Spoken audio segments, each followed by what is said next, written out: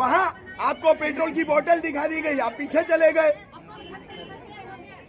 कल मैं खुद को जलाऊंगा यहाँ पर, करिए आप, मैं बोल दे रहा हूँ, कोई ऑप्शन नहीं है, मैं इनके लिए मर जाऊंगा, मर जाऊंगा।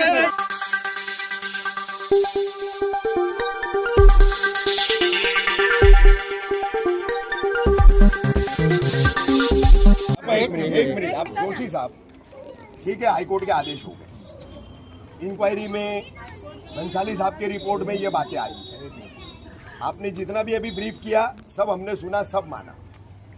आपके रीवा प्रभाग समिति की तरफ से इनको सबको जो है हर फ्लैट ओनर को नोटिस दी गई, जिसका इन्होंने लिखित जवाब दिया।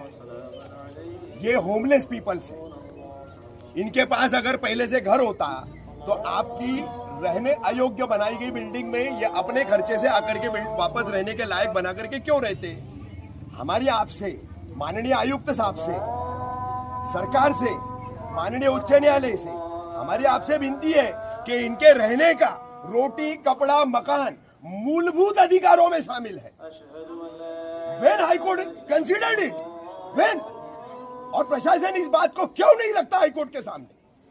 हमारा ये सवाल है सर, रोटी, कपड़ा, मकान हर नागरिक का अधिकार है। अब अवैध वैध के मुद्दे पर अगर जाएंगे तो हमने भी, मैं अलल एलानिया कहता हूं, 177 अवैध निर्माणों के मैंने फोटोज इंक्वायरी कमीशन में दिए। मैं आपके सामने नमूद कर रहा हूं इस बात को। 117 फोटो इतने लोगों के सामने मैं बताता हूं, दीवा प्रभाग समिति के 27, 28, 29, 48 फोटो थाने शहर के प्रभाग समितियों के, 6 प्रभाग समितियों के, और 12 फोटो कलवा प्रभाग समिति के हैं।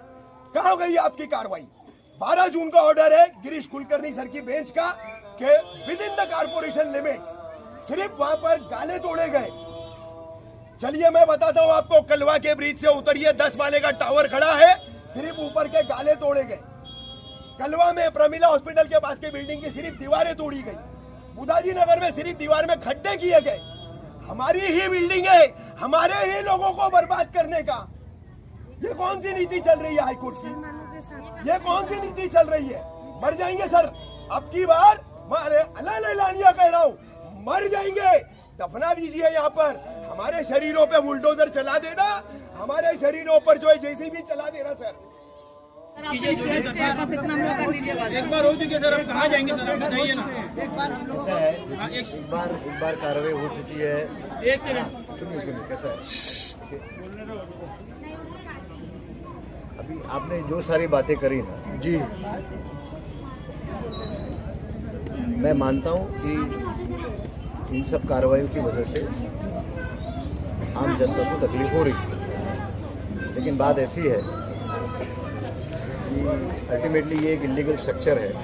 ठीक है सर, नहीं, एक मिनट सर, कितने पुलिस स्टेशन इलीगल है, कितने बीएमसी टीएमसी के वार्ड ऑफिसर्स इलीगल है? नहीं, when we talk about the definition of illegal, then you take action everywhere. No, not this particular building.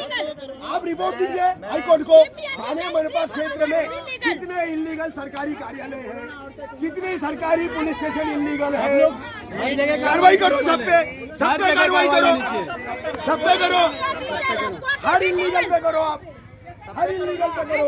झोपड़ा illegal है तोड़ो, पुलिस स्टेशन इलीगल है तोड़ो, बिल्डिंग इलीगल है तोड़ो, आपका सरकारी कार्यालय इलीगल है तोड़ो।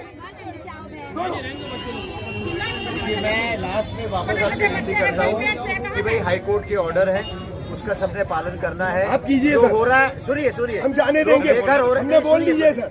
सुनिए देखो, हाईकोर्ट की ऑर्डर है, उसका हम पालन कर रहे हैं। एट द सेम टाइम जो कार्रवाई हो रही है, ऑब्वियसली उसमें जो लोग रहते हैं उनका से नुकसान तो हो ही रहा है, नुकसान हो रहा है। सर हाईकोर्ट का पालन फिर आनंद पार्क में क्यों नहीं किया आप लोगों ने? क्यों नहीं किया? जवाब दीजिए ना।